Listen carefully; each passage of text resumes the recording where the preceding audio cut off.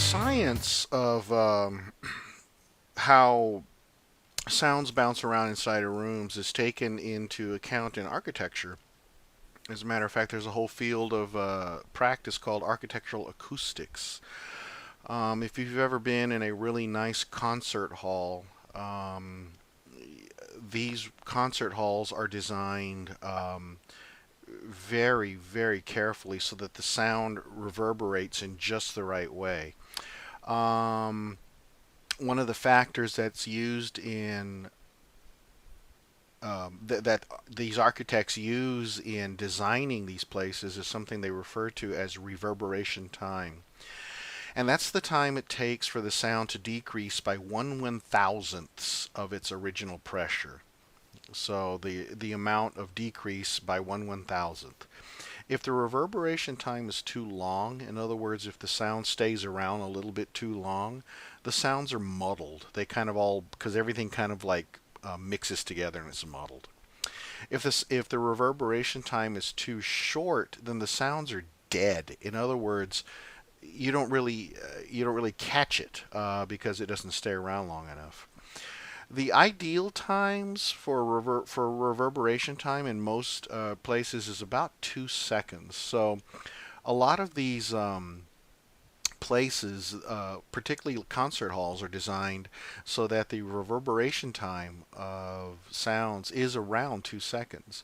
Of course, you can also design it so that you could have, for example, dead sound on purpose. For example, if you go to some of the larger, newer airport terminals, you'll notice that they're very quiet. They're certainly quieter than some of the older terminals were back in the day.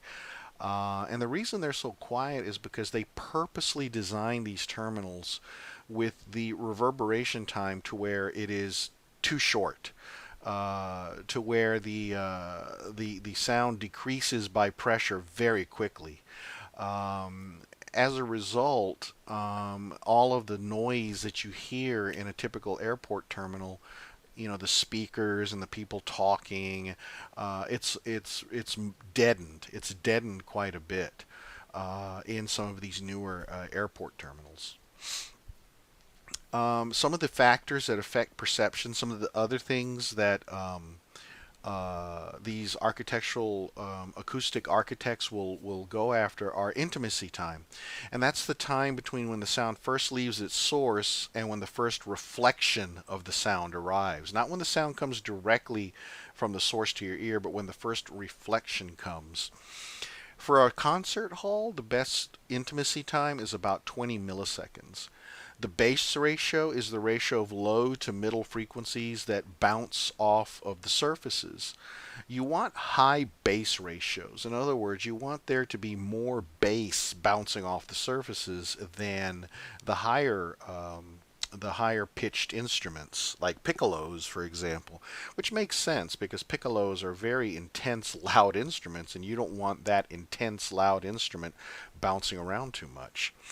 Another factor that they work with is called spaciousness factor. This is a fraction of all of the sound received by the listener that is indirect.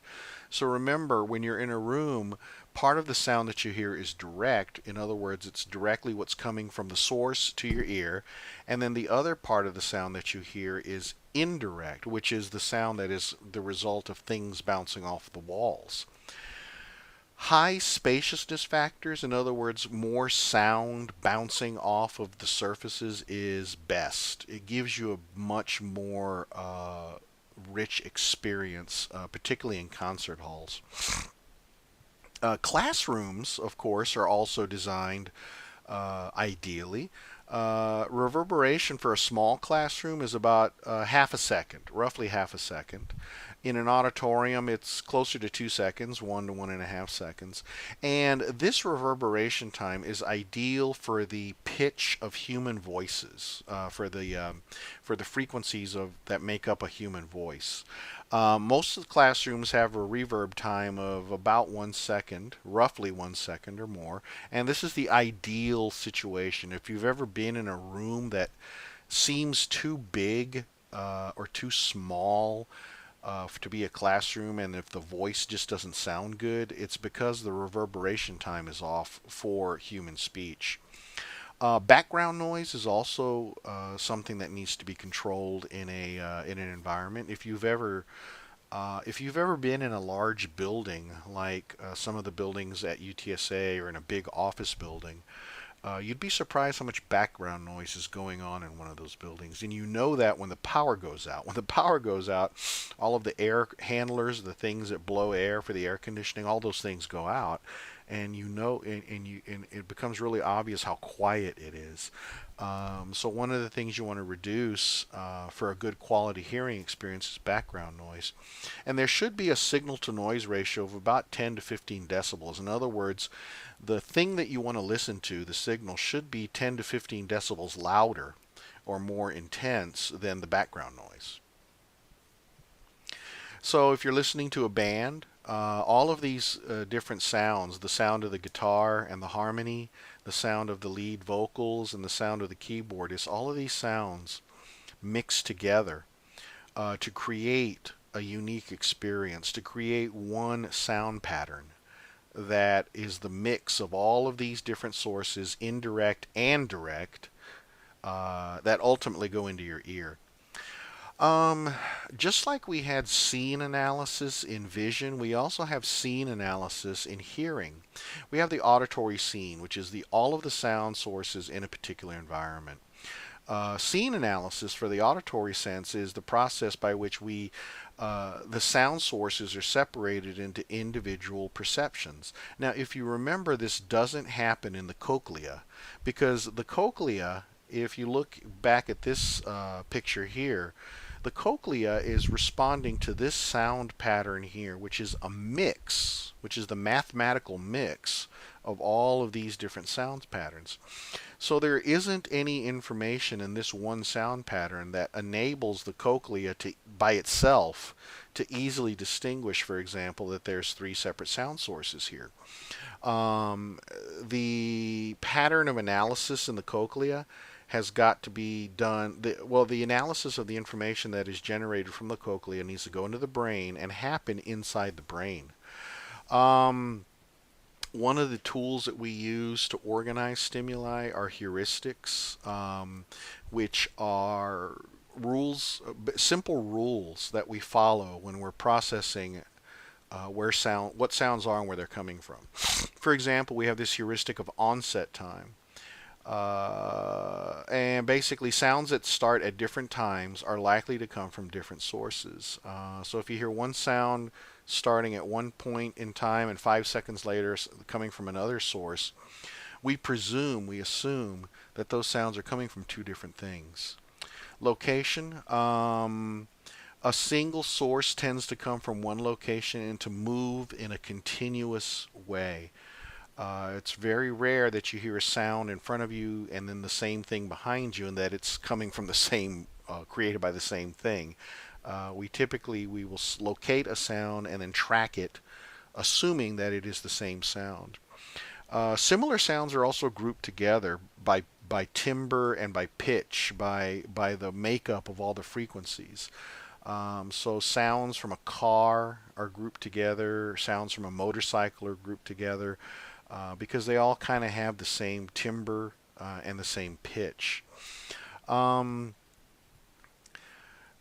One of the things that we can do is to segregate, or one of the things that's been studied is how we separate melodies in music and separate the stream of sound that's coming at us.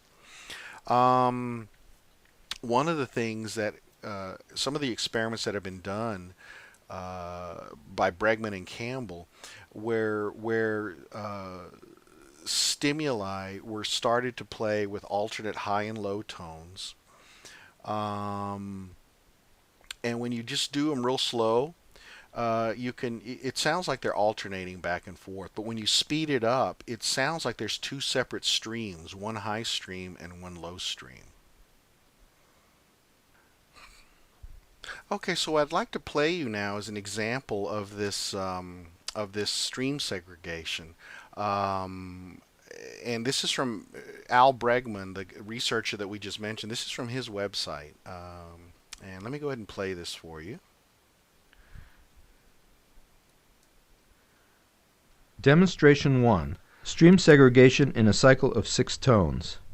You will hear a cycle consisting of 3 high tones interleaved with 3 low ones. First it is played slowly, then quickly. At the high speed, the high and low tones segregate into separate streams.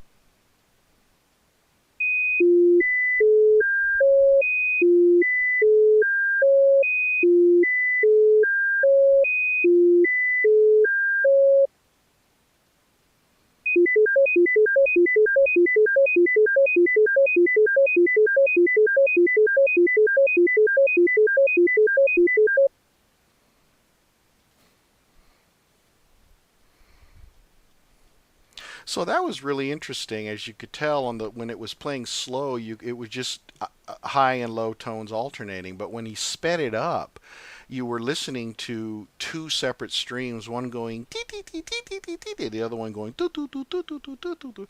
Remember, these are the exact same tones. It's just that the speed was changed.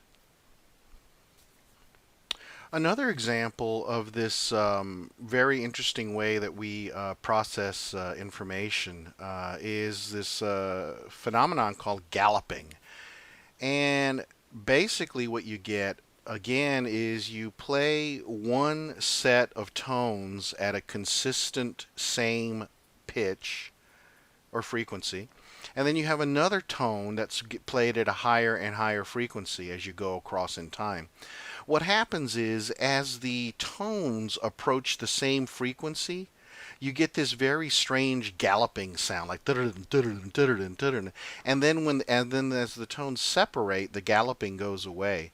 Now, again, remember, the interesting thing here is the fact that we're not changing the spacing of the tones or anything else. We're simply going up or going down or staying the same. And yet our brain is adding these stimuli together to create these very interesting perceptual patterns. What I'm going to do now is play you an example again from Al Bregman's website of this galloping effect. Demonstration 3. Loss of rhythmic information as a result of stream segregation. You will hear a cycle of 2 high tones and 1 low tone in a galloping pattern. Listen to what happens to the experience of the gallop as we speed up the sequence by shortening the tones. First, the tones are far apart in frequency.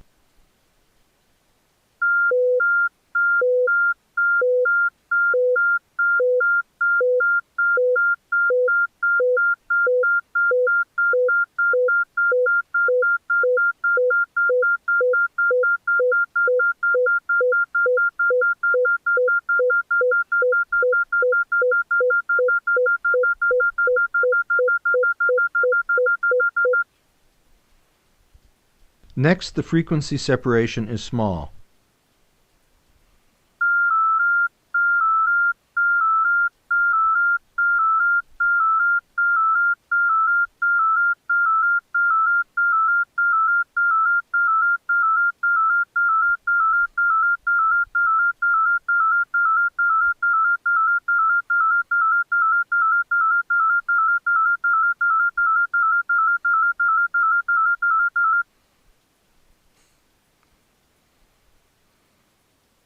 So again, when the frequency separation was large, you basically had the previous effect that we had before, where as it got faster, the stream segregated into two separate streams. But when the frequency separation was very small, as you sped it up, instead of getting that stream segregation that we got before, you get that galloping pattern, which is again a very strange, interesting effect of our auditory perceptual system.